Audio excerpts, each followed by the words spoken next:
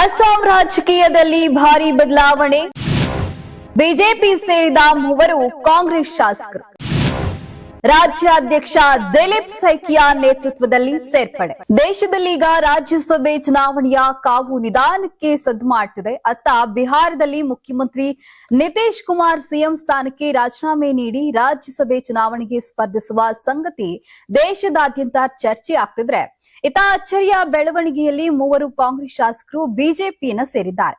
ಅಸ್ಸಾಂನಲ್ಲಿ ವಿಧಾನಸಭಾ ಚುನಾವಣೆಗೆ ಕೆಲವೇ ವಾರಗಳು ಇರುವಾಗ ಮೂವರು ಕಾಂಗ್ರೆಸ್ ಶಾಸಕರು ಬಿಜೆಪಿಗೆ ಸೇರ್ಪಡೆಯಾಗಿದ್ದಾರೆ. ಕಾಂಗ್ರೆಸ್ ಶಾಸಕರಾದ ಕಮಲಾಖ್ಯ ದೇ ಪುರಕಾಯಸ್ಥ, ಸಸಿಕಾಂತ ದಾಸ್ ಮತ್ತು ಬಸಂತ್ ದಾಸ್ ಅವರು ಇತರ ಇಬ್ಬರು ನಾಯಕರೊಂದಿಗೆ ಗುರುವಾರ ಅಸ್ಸಾಂನಲ್ಲಿ ಆಡಳಿತಾರೂಢ ಬಿಜೆಪಿಗೆ ಸೇರಿದರು. ಕೇಂದ್ರ ಸಚಿವ ಪವಿತ್ರ ಮಾರ್ಗರಿಟಾ ಅವರ ಸಮ್ಮುಖದಲ್ಲಿ ನಡೆದ ಸಮಾರಂಭದಲ್ಲಿ ರಾಜ್ಯ ಬಿಜೆಪಿ ಅಧ್ಯಕ್ಷ ದಿಲೀಪ್ ಸೈಕಿಯಾ ಅವರ ನೇತೃತ್ವದಲ್ಲಿ ಅವರೆಲ್ಲರನ್ನ ಪಕ್ಷಕ್ಕೆ ಸೇರಿಸಿಕೊಳ್ಳಲಾಯಿತು.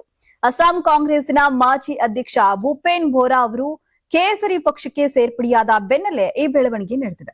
126 ಸದಸ್ಯ ಬಲದ ಅಸ್ಸಾಂ ವಿಧಾನಸಭೆಗೆ ಏಪ್ರಿಲ್ನಲ್ಲಿ ಚುನಾವಣೆ ನಡೆಯುವ ಸಾಧ್ಯತೆ ಇದೆ. ಪುರಕಾಯಸ್ಥ ಕರಿಂಗಂಜ್ ಕ್ಷೇತ್ರವನ್ನ ಪ್ರತಿನಿಧಿಸಿದರೆ ಸಸಿಕಾಂತ್ ಮತ್ತು ಬಸಂತ್ ಕ್ರಮವಾಗಿ ರಹ ಮತ್ತು ಮಂಗಲ್ಡೋಯ್ ಕ್ಷೇತ್ರಗಳ ಹಾಲಿ ಶಾಸಕರಾಗಿದ್ದಾರೆ.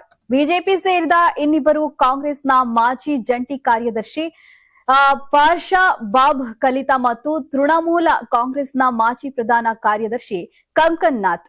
ಮುಖ್ಯಮಂತ್ರಿ ಹಿಮಂತ್ ಬಿಸ್ವಾ ಶರ್ಮಾ ಅವರಿಗೆ ಆಪ್ತರು ಎಂದು ವರದಿಯಾಗಿರುವ ಈ ಮೂವರು ಶಾಸಕರು ಕಳೆದ ಕೆಲವು ವರ್ಷಗಳಿಂದ ಬಿಜೆಪಿಯನ್ನ ಬಹಿರಂಗವಾಗಿ ಬೆಂಬಲಿಸುತ್ತಿದ್ರು. ಸಸಿಕಾಂತ್ ದಾಸ್ 2021ರಲ್ಲಿ ಆಡಳಿತ ಪಕ್ಷದ ನೀತಿಗಳಿಗೆ ಬೆಂಬಲ ನೀಡುವುದಾಗಿ ಘೋಷಿಸಿದರು.